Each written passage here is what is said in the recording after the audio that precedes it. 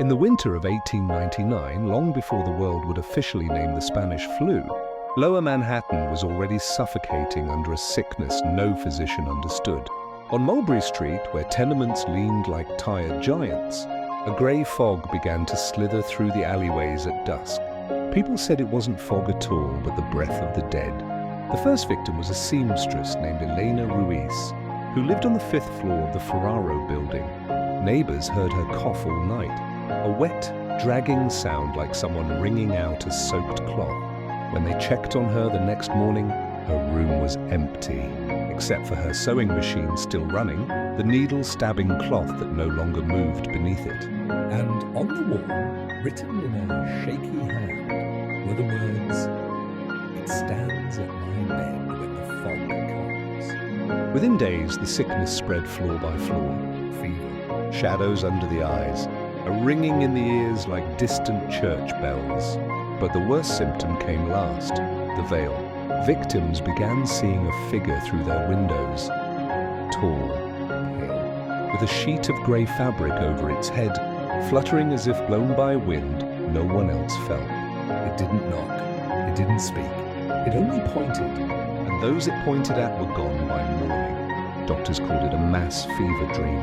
Police said people were fleeing New York in hysteria.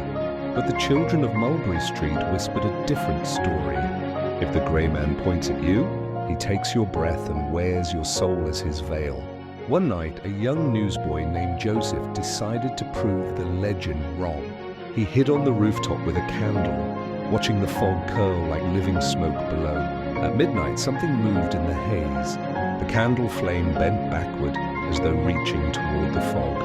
Joseph leaned over the ledge and saw it. The grey man, but it wasn't wearing a veil. It was made of them, layers and layers of translucent faces, stretched thin like fabric, faces of people Joseph knew. Elena Ruiz, Mrs. Ferraro, the butcher's twins. All fused together, mouths open in eternal silent screams. And the creature pointed at Joseph. His candle blew out.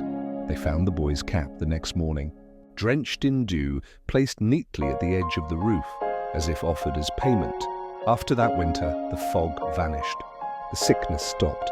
Tenements were demolished, families moved away, and the story fell into dust.